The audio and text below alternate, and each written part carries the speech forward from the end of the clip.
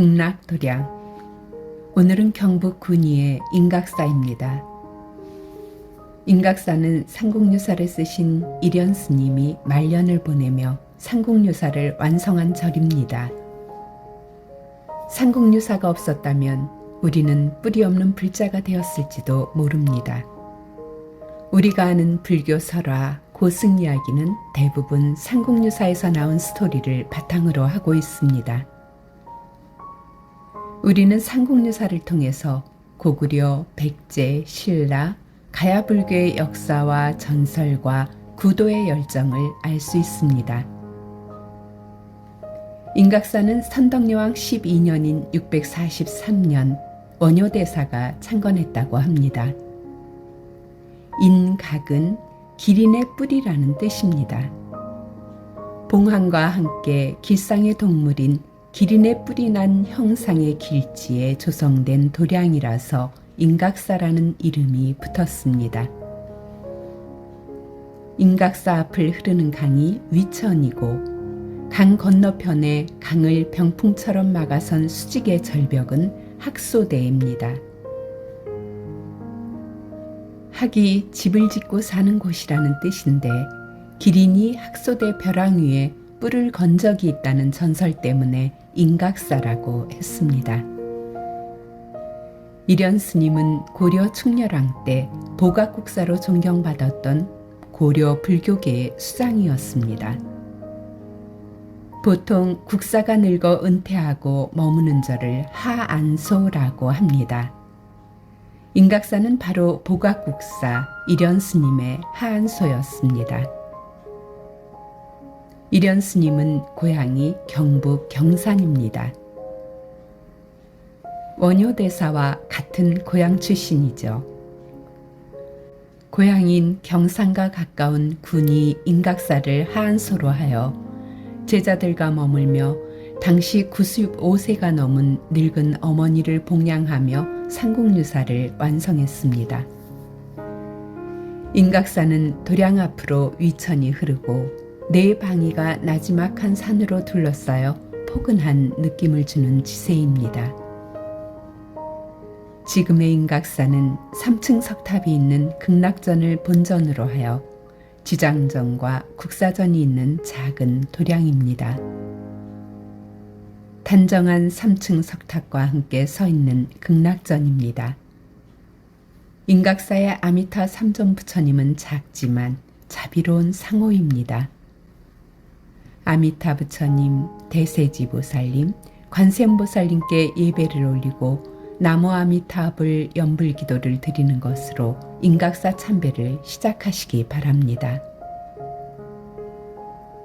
국사전에 있는 보각국사 일현 스님 진영입니다. 삼국유사를 완성해서 후대의 우리나라 불교 역사의 자랑스러움을 자각하게 해주신 일현 스님께 깊이 감사하며 인사를 올렸습니다. 보각국사 일현 스님의 행적과 추모의 마음을 담은 탑비입니다. 시간의 흐름 속에서 대부분 파괴되어 탑신에 새겨진 일부 글씨만 남아있지만 보물로 지정되어 있었습니다. 일현 스님은 84세에 입적할 때까지 5년간 말년을 인각사에서 보내셨습니다.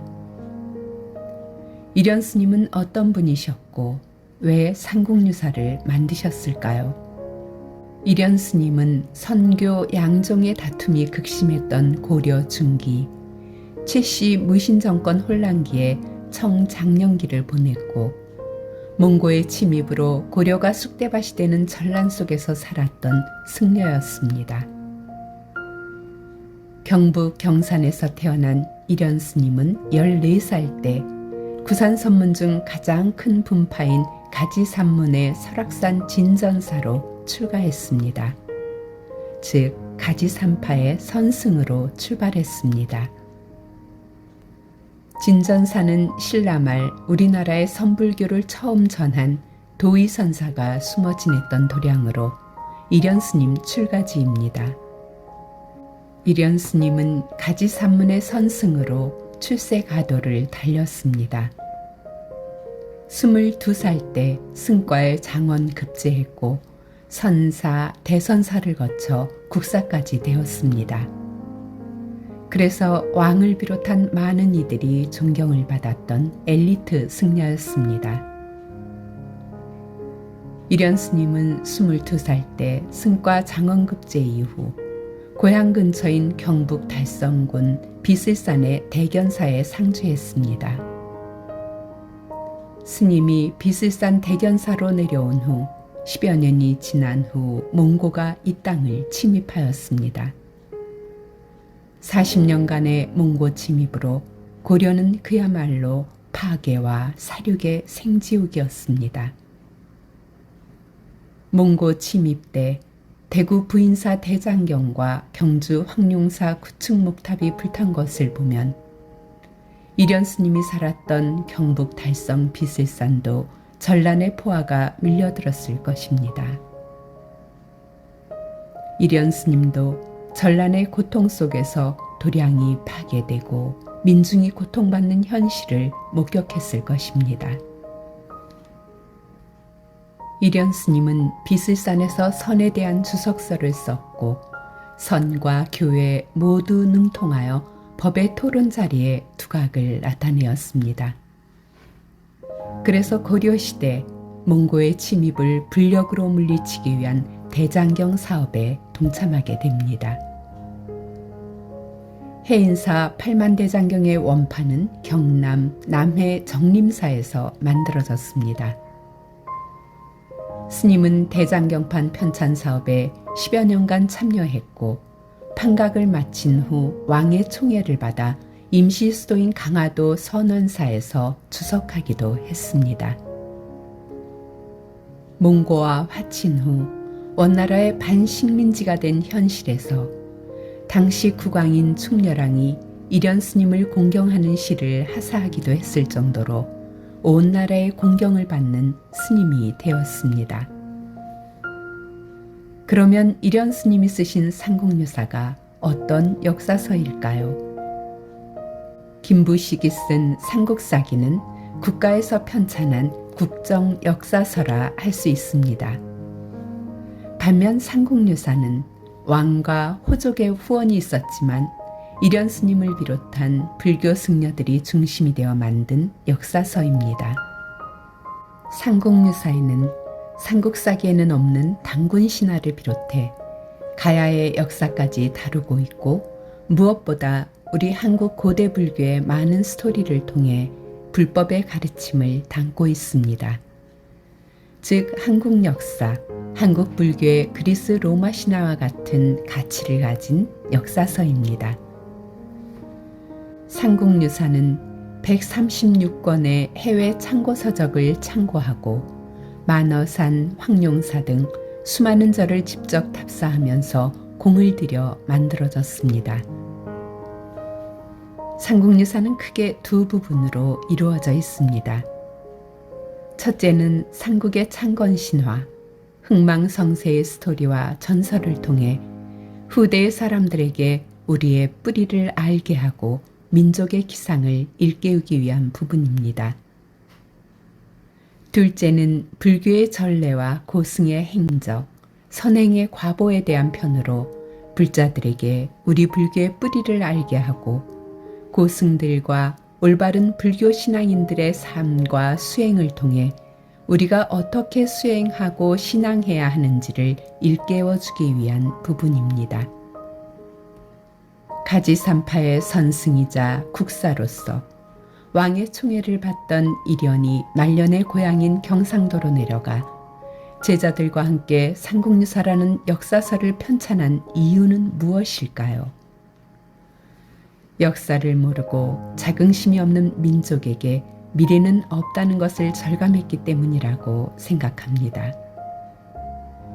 우리가 어떤 뿌리를 갖고 있는 사람들이고 우리 민족이 불교를 통해 얼마나 진화하고 향상해 왔는지를 통찰해서 몽고와의 전란을 통해 심신이 피폐하고 고난을 겪고 있는 민초들이 새롭게 일어나 꿈과 열정으로 불법에 입각해 바른 삶을 살게 하고자 하는 마음에서 70이 넘은 노구에 제자들을 독려해서 삼국유사를 편찬했던 것입니다.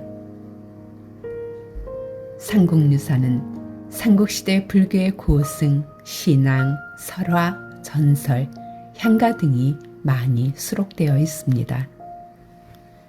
우리나라에 멋진 정토신앙인이 있었음을 알려주는 원앙생가도 삼국유사에 수록되어 있습니다. 원앙생가를 소개하면 이렇습니다. 달아, 이제 서방으로 가시려는가? 서방으로 가서 무량숲을 아미타불 전에 빠짐없이 살해소서. 서원이 깊으신 부처님을 우러러 바라보며 두 손 모아 원앙생 원앙생 그리는 이가 있다고 살해소서. 아, 이 몸 남겨두고 48대원 이루실까? 달을 바라보며 매일 염불하며 서방 극락정토의 아미타 부처님에 대한 사랑과 공경으로 수행하며 극락왕생에 대한 확신을 얻은 치열하고 행복했던 정토행자의 모습이 그려집니다.